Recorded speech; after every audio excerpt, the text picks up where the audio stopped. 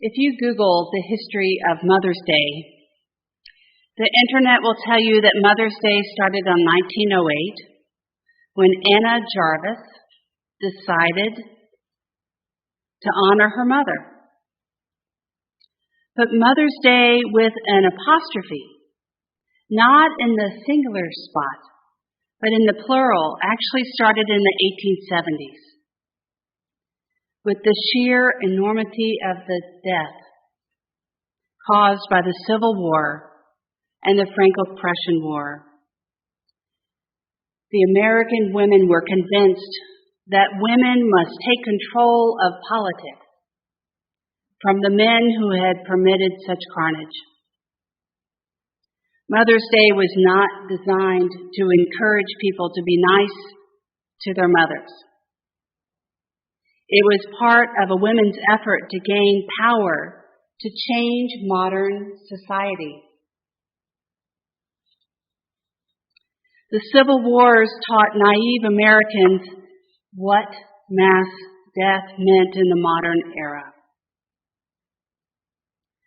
Soldiers marched off to war with fantasies of heroism and discovered that long-range weapons turned death into tortured anonymity. Men were trampled into blood-soaked mud, and their corpses were left in the fields. The women who watched their men, their husbands, their brothers, their fathers, their sons, were haunted by the results. They were scarred in body and in mind and in heart. Modern war, it seemed, was not a game. For these women, war gave them a new sense of empowerment.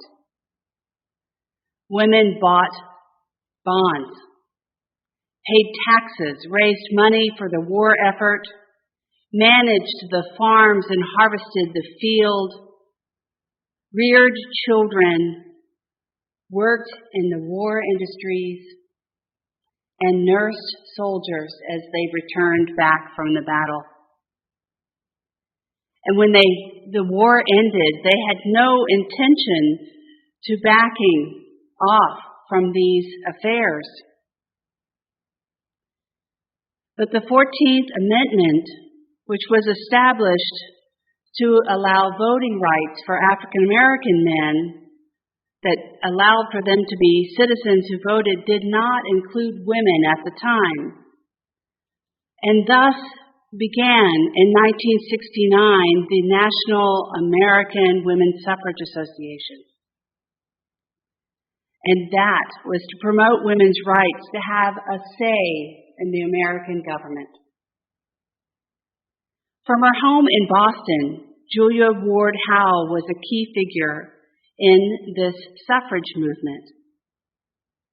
She was a talented writer, and she penned the battle hymn of the Republic in the early years of the Civil War. A hymn whose lyrics point to note that Christ was born of a woman. Howe was drawn to women's rights because the laws in her time meant that her own children belonged to her abusive husband.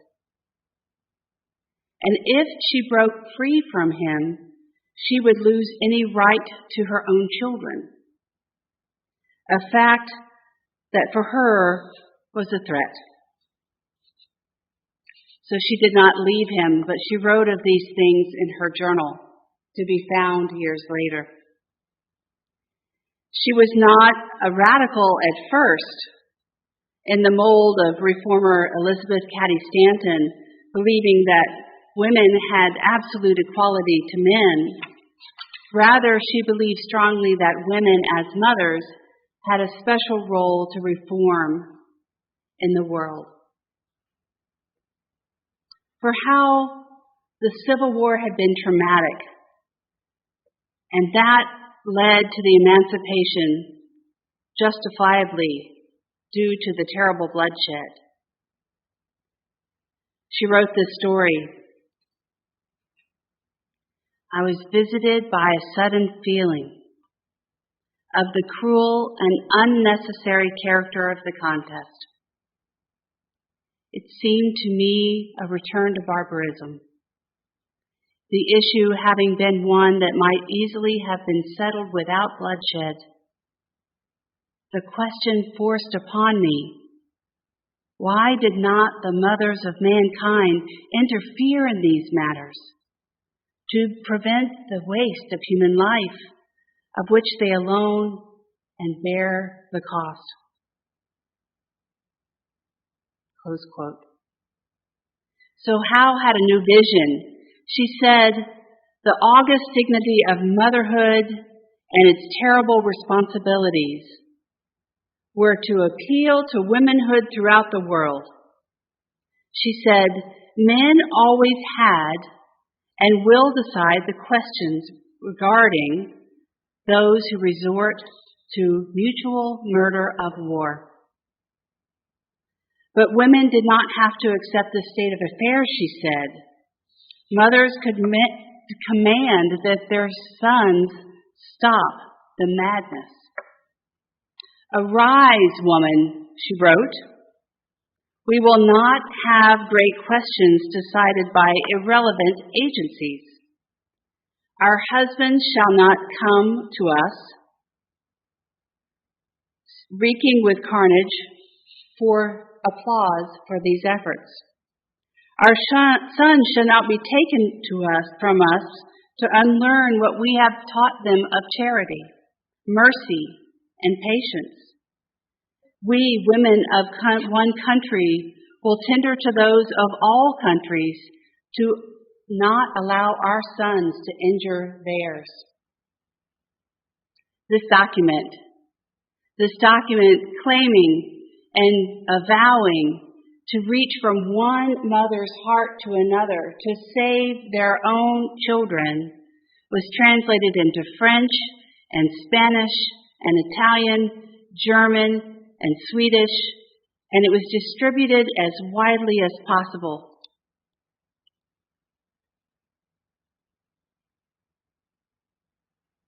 And she believed that this women's peace movement would be the next great development in human history, ending war, just as anti-slavery movement had ended human bondage. and she called for a festival which should be observed as Mother's Day, and which should be devoted to the advocacy of peace, to be held around the world in June of every year, because she said that would allow for open environments and open meetings. June 2nd was her date. So she coordinated and organized peace conferences, and American states developed their own Mother's Day festivals. But Howe quickly gave up on the project. She realized that there was so much to be done before women could come together on such a momentous scale. So she turned to women's clubs to constitute a working and united motherhood. And as she did this, she threw herself into the struggle for women's suffrage, understanding that in order to create a more just and peaceful society, women had to take up their own place in politics, she said. And perhaps Anna Jarvis, remembering seeing her own mother in an original Mother's Day, when she decided to honor her own mother in the earliest 20th century, that we will celebrate a modern Mother's Day. In such a momentous time, it's worth remembering that the original Mother's Day and Julia Howe's conviction that women must make voices heard. We must tell our stories.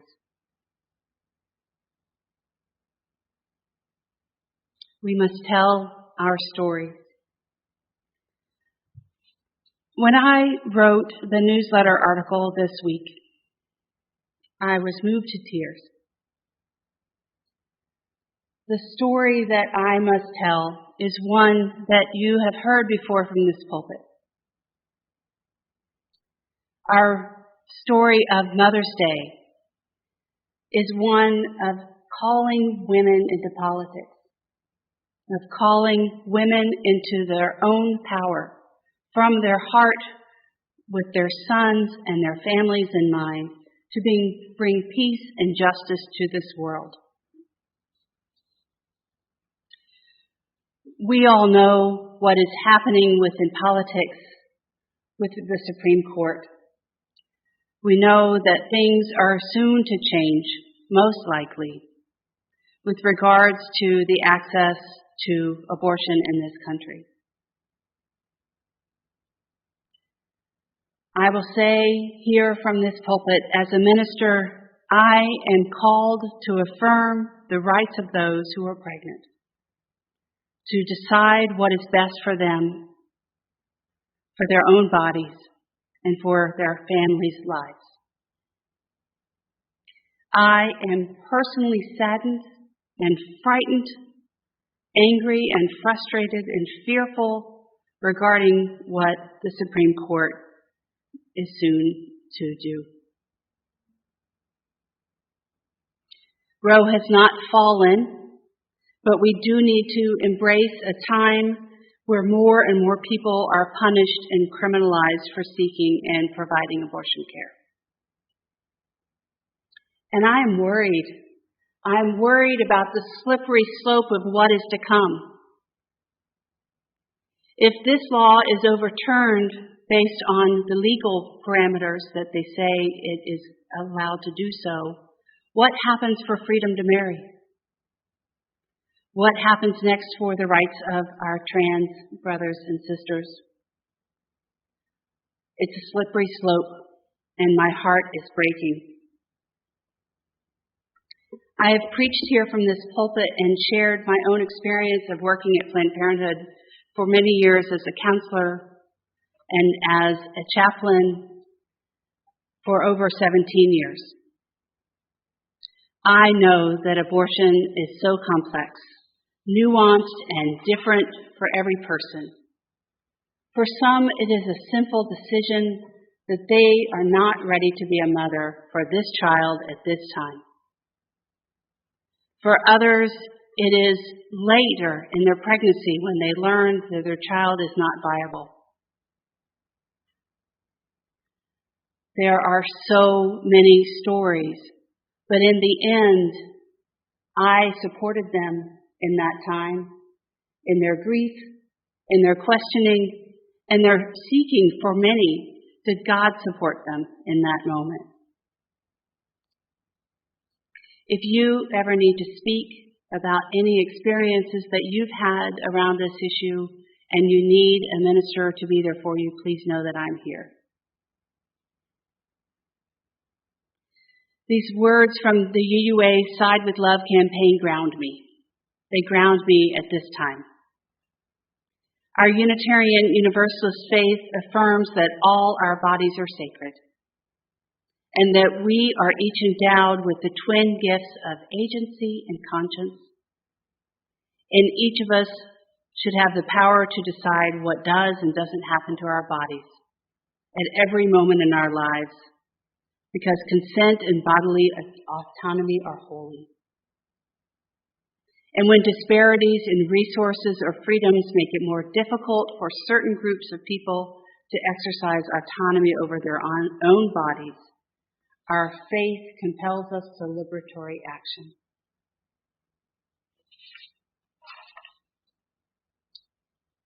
So on Mother's Day, I am aware what a difficult time to be talking about abortion.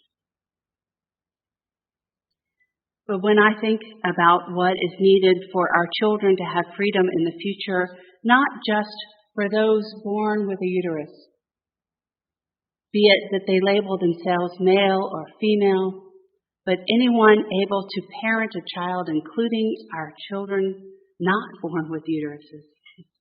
We are talking about humanity itself, but I can picture my daughter's eyes in front of me right now and know that I am thinking of her and her future, and I want for her the same freedoms that I had when I grew up. This work is far from over, beloved, so now we must take a deep breath